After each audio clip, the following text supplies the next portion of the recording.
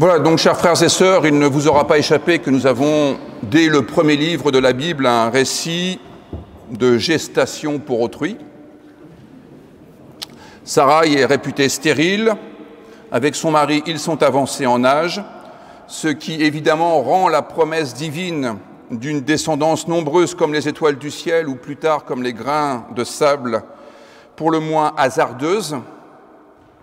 Sarai va jusqu'à dire que c'est l'Éternel qui l'a rendue stérile, et donc c'est la raison pour laquelle elle conçoit un stratagème pour contourner cette somme de difficultés. Elle propose à son mari d'avoir un enfant avec Agar, sa servante. Et en vérité, c'est cette figure de Agar qui m'intéresse. Et c'est sur cette figure de Agar que j'aimerais attirer votre attention ce matin. Elle s'avère infiniment plus intéressante que la seule figure de mère porteuse dans le cadre d'une gestation pour autrui. Tout d'abord, Agar est la figure de la personne opprimée.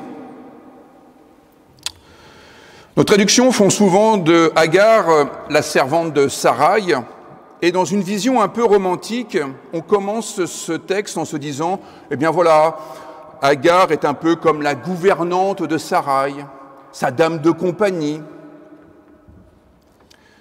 Le texte biblique propose plutôt de voir en elle la figure de l'opprimé. Qu'arrive-t-il à Agar dans cet épisode? Les maîtres, Abraham et Sarai, s'arrogent le droit de disposer d'elle, de disposer de son corps, de disposer de sa vie. Notez bien qu'à aucun moment de ce récit, elle n'est consultée. À aucun moment, on ne lui demande son avis. La question du consentement n'est pas une question, à vrai dire. Sans lui demander son avis, ils décident de l'instrumentaliser pour compenser leur incapacité à donner la vie à un enfant. Ils en font leur chose, un moyen par lequel ils vont essayer d'arranger leur vie et leur histoire. On peut dire que Abraham et Sarai s'essuient vraiment les pieds sur la dignité de Agar, sur sa liberté, et ils bafouent tout ce qui peut faire d'une personne un être humain. Un être maître de son existence, qui décide des orientations de son histoire et qui, évidemment, décide de ce qu'il fait de son corps. Agar ne fait que subir. Elle subit la volonté des maîtres. Elle n'est pas seulement, voyez-vous, la servante de Sarai, à vrai dire, elle est son esclave. Mais ce qui est intéressant sous la plume de ce rédacteur, c'est que les maîtres, Abraham et Sarai, sont loin d'être les maîtres de leur propre existence.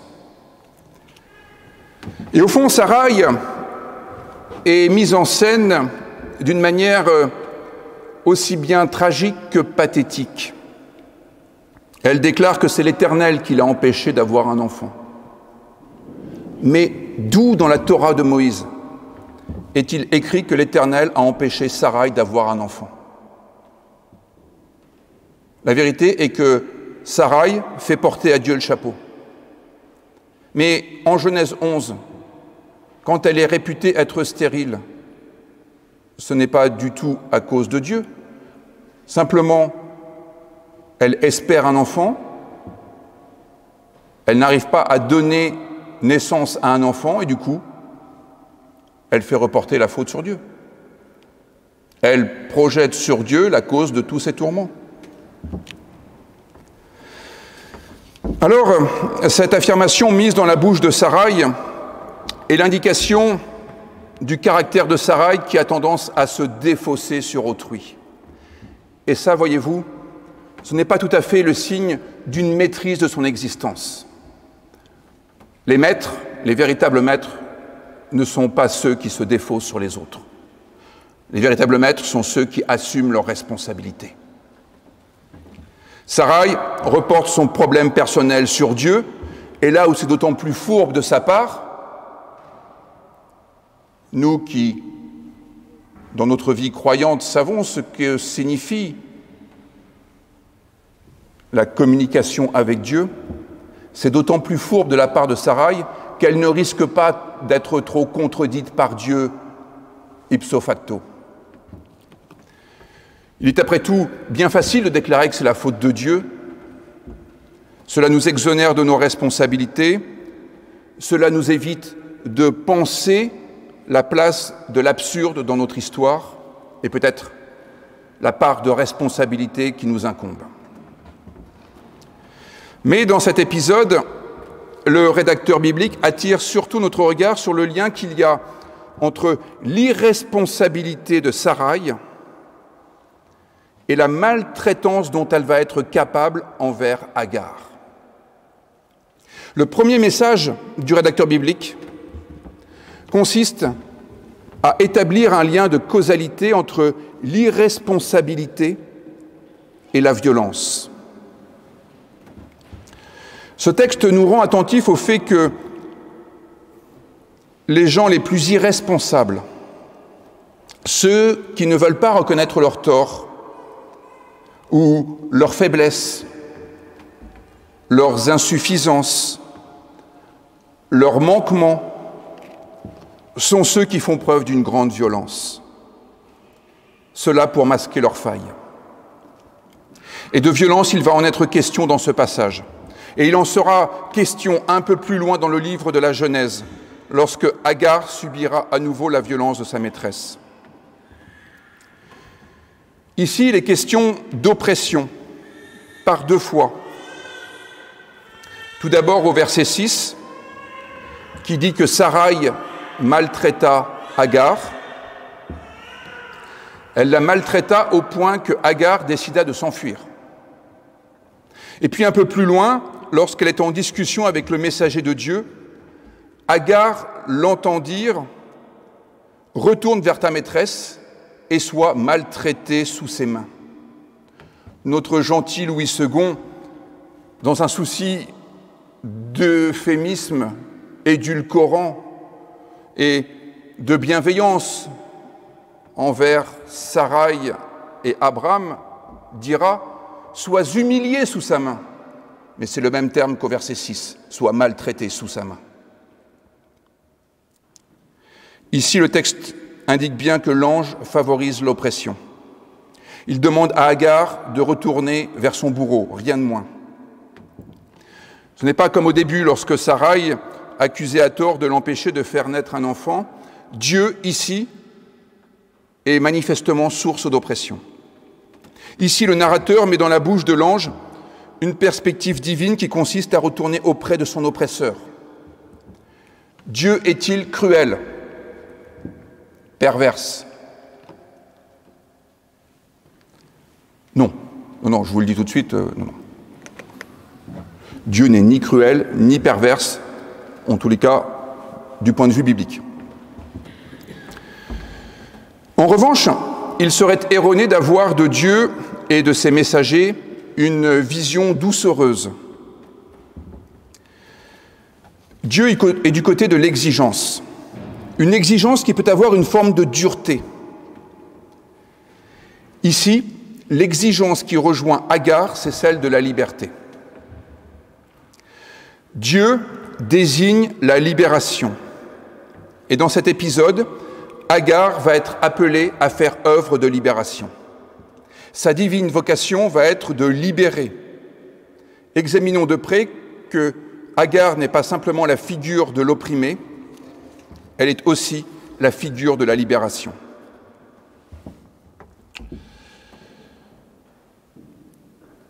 Pour ce faire, le rédacteur commence par établir un parallèle entre Agar et Moïse. C'est discret?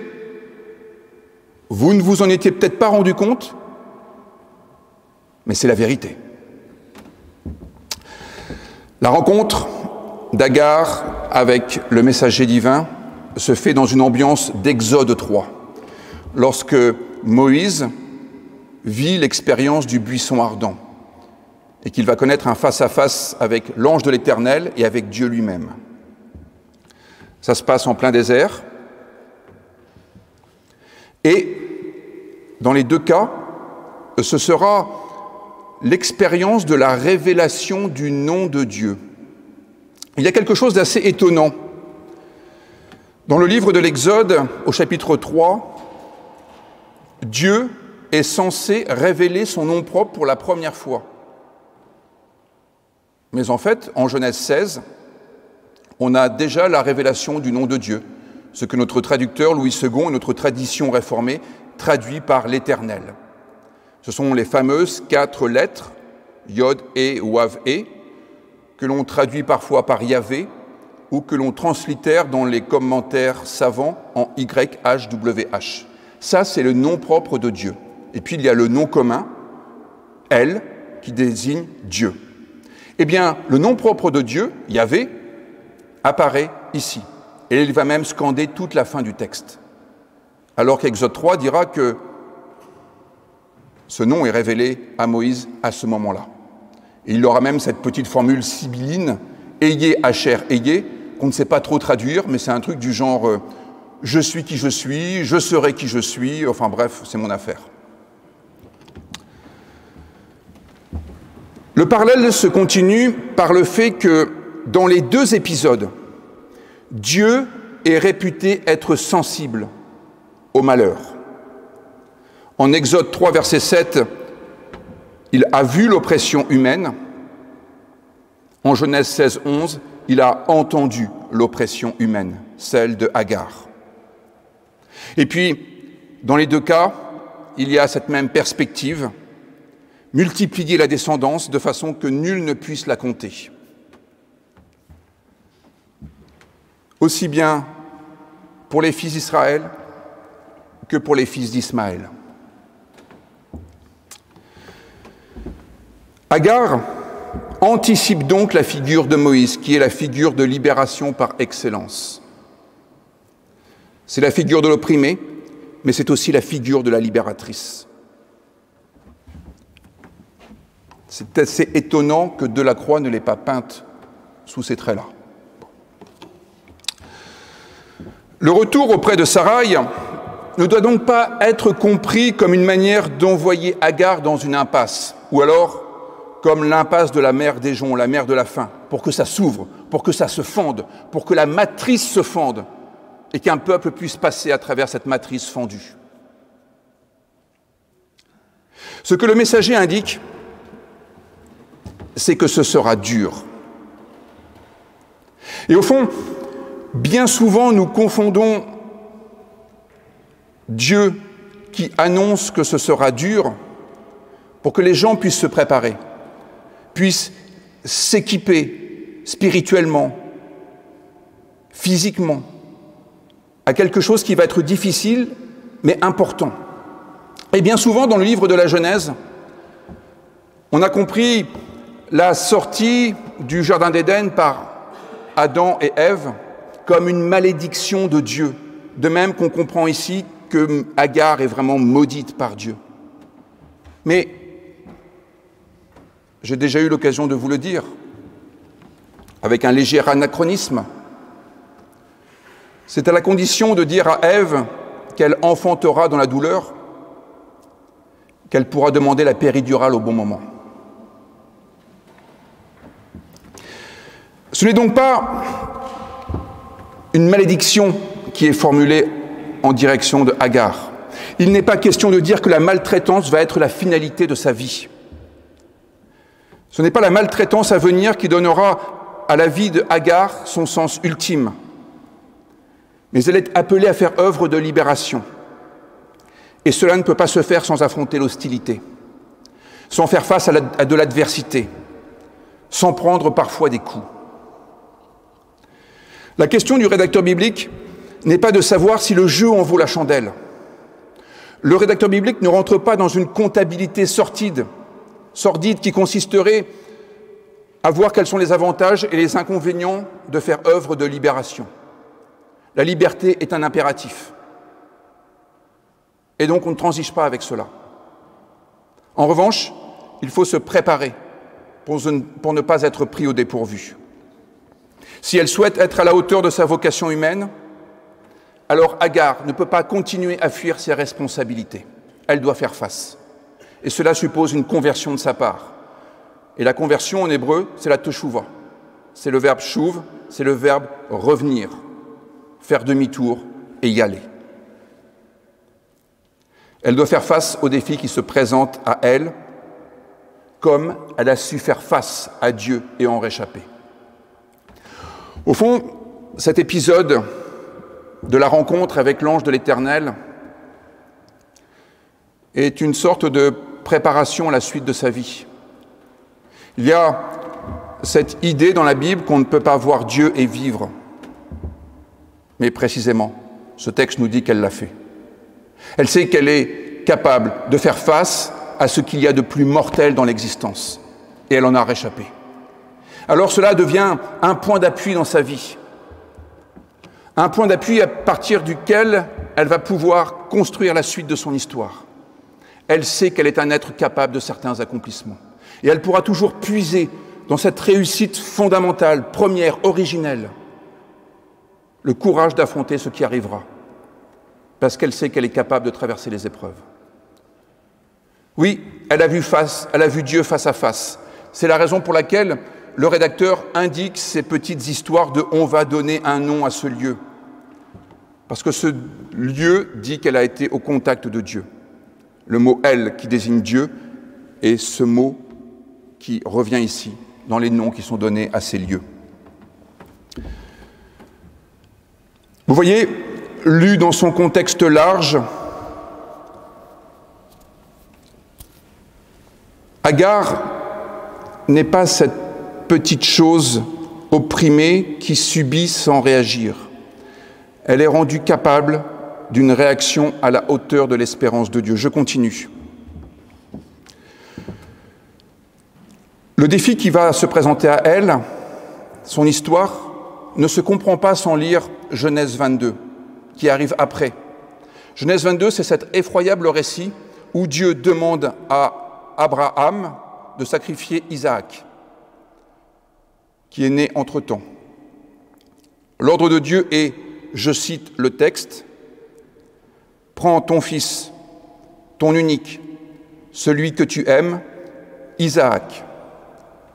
Va-t'en au pays de Moria, et là, offre-le en holocauste sur l'une des montagnes que je te dirai. »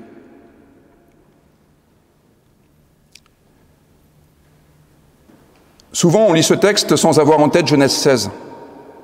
Mais une fois qu'on a lu Genèse 16, on se dit qu'il y a un problème dans ce texte. D'où, dans la Torah de Moïse, Abraham n'a qu'un seul fils, un unique. Et Ismaël. Cela indique que le récit de la naissance d'Ismaël a été ajouté a posteriori dans l'histoire de la rédaction du livre de la Genèse. Et Agar est une figure qui a été insérée par la suite dans la narration pour ajouter un élément de réflexion en forme de dialectique du maître et de l'esclave, de l'oppression et de la liberté. Et vous voyez, lu dans son contexte large, Genèse 16 nous fait comprendre que ce ne sont pas les maîtres tels que la société les conçoit qui dirigent l'histoire, mais ceux qui sont parfois réduits au rang d'esclaves par la société, mais qui acceptent de porter leur existence à la hauteur de l'espérance de Dieu. Ce sont ceux qui agissent qui font l'histoire, et pas ceux qui prennent les décisions. Même s'ils ne sont qu'un tout petit rouage dans l'histoire, même s'ils subissent les ordres d'en haut, ceux qui acceptent d'assumer leurs responsabilités sont ceux qui font l'histoire. Les maîtres, ceux qui ont rang de maîtres dans la société, mais qui ne font pas, dépendent en vérité de ceux qui font. Vous voyez, ce n'était pas la peine d'attendre le philosophe Hegel, il suffisait de lire Genèse 16.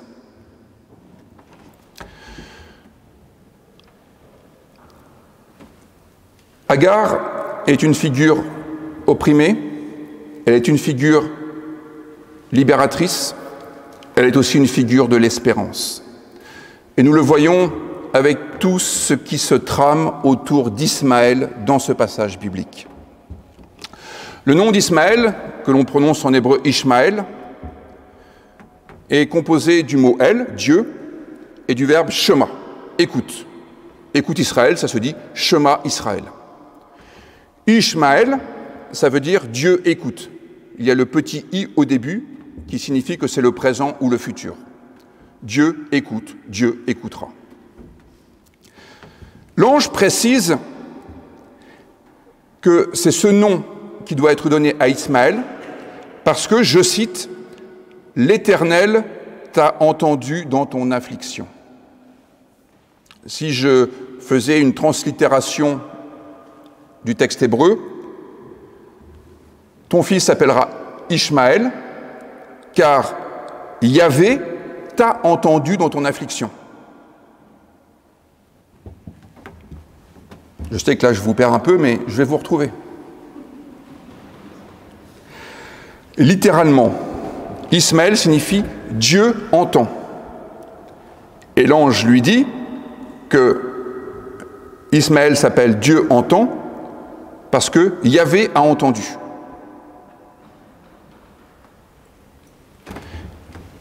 Il y a une bizarrerie sur le nom d'Ismaël.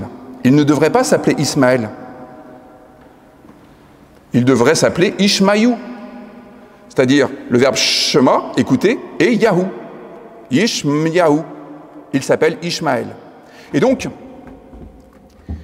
il y a ici l'union de Yahvé, le nom propre de Dieu, avec El, le nom commun de Dieu. Ça signifie que ce nom Ismaël, tel qu'il est construit, est une confession de foi. Non pas parce qu'évidemment il y a le mot Dieu à l'intérieur, mais parce que ce que dit ce texte, c'est que le Dieu cananéen, El, le Dieu de toutes les peuplades alentour d'Israël, c'est Yahvé. Et ça signifie que Yahvé est El, le Dieu cananéen. C'est peut-être un détail pour vous, mais pour ce texte, ça veut dire beaucoup. Ça signifie que le Dieu d'Israël, c'est le Dieu des autres. Et que le Dieu des autres, c'est le Dieu d'Israël. Ismaël incarne la dimension universelle de Dieu, qui vaut aussi bien pour les fils d'Israël que pour les fils d'Ismaël et pour tous les autres. Je vous rappelle que ce texte a été écrit après beaucoup d'autres textes. Il vient à une période où les conflits avaient été nombreux, la coexistence difficile. Et ce texte dit que la coexistence avec les populations voisines, avec les nations voisines, avec les cultures voisines, dans la perspective biblique, doit être pacifique. Et elle peut l'être, parce qu'il n'y a pas de conflit théologique sur la pluralité des divinités qui nous animeraient. Ce texte dit qu'il y a une humanité commune, une dignité commune, quelles que soient les particularités liées aux nations à venir. Bien des descendants d'Israël et d'Ismaël ne devraient pas l'oublier. Il y a encore autre chose à partir du fils de Agar. L'ange dit que Ismaël va être comme un onagre. Un onagre, c'est le terme technique pour l'âne sauvage. C'est toujours utile pour le Trivial Pursuit. En s'appuyant sur les livres d'Osée, de Job, du psaume 104, le théologien Thomas Romer s'interroge sur l'âne sauvage, l'onagre, parce qu'évidemment, on peut en avoir une vision un peu péjorative, on peut penser que c'est dépréciatif. Thomas Romer, je cite, dit « L'âne sauvage symbolise à la fois une vie en précarité et l'idée d'indépendance. L'idée d'indépendance.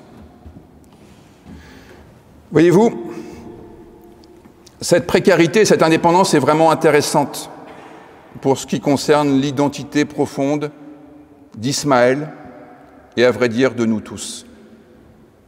Loin de la certitude du sang et du biologique, loin de la certitude de sa position de puissant et de dominant, Agar et Ismaël incarnent l'espérance de Dieu qui est du côté de la responsabilité, du côté de l'engagement de la vie, du côté de la liberté.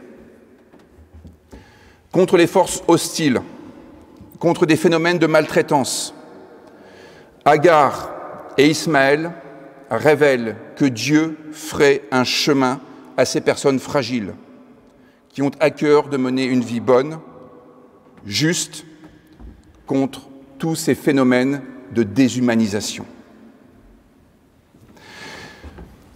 Agar et Ismaël montrent qu'il est possible de mener une vie bonne qui ne doit rien au rapport de force, mais qui doit tout à la recherche d'un idéal de justice que Dieu révèle à travers les messagers de la vie, les anges, qui nous évitent de fuir, qui sont comme des points de repère pour nous rappeler à de meilleurs sentiments, celui de la recherche d'un idéal de justice.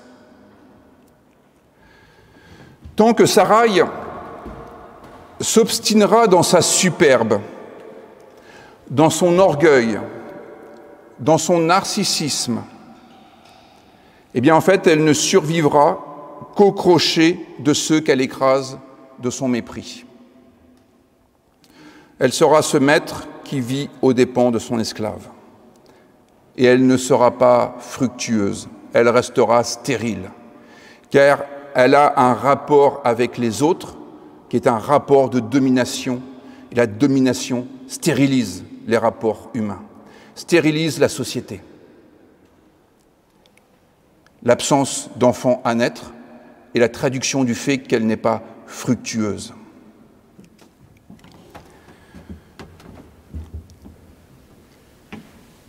La question de la puissance est souvent assumée dans les textes bibliques en lien avec la question de l'autorité.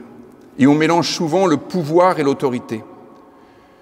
L'autorité, c'est ce qui autorise les gens à pouvoir faire valoir leurs talents, à pouvoir accomplir leur vocation. Et souvent, les gens qui sont autour de Jésus disent « celui-ci parle avec autorité », non pas comme les scribes et les pharisiens, qui, eux, cherchent à établir leur pouvoir en disant ce qu'il faut croire, ce qu'il faut penser, ce qu'il faut faire. Jésus, lui, a prêché pour rendre les gens libres et responsables de leurs actes, pour qu'ils puissent inventer de nouvelles façons de vivre qui soient capables de répondre aux défis toujours nouveaux qui se présentent dans la vie, et non pas d'appliquer les vieilles recettes qui ne pourraient pas marcher avec les nouveaux défis. Alors, Agar, bien plus que l'instrument d'une GPA, porte en elle la vie divine, qui ne se cherche pas de fausses excuses quand ça va mal, qui ne se complaît pas dans la figure de l'opprimé, qui ne se défile pas lorsqu'il y a des défis à relever, parce que la vie divine a tout à voir avec la liberté plutôt que l'irresponsabilité. Cette vie divine fait de nous des êtres responsables. Et en ce sens, Agar et Ismaël sont des figures de l'espérance qui peuvent nous donner à penser. Amen.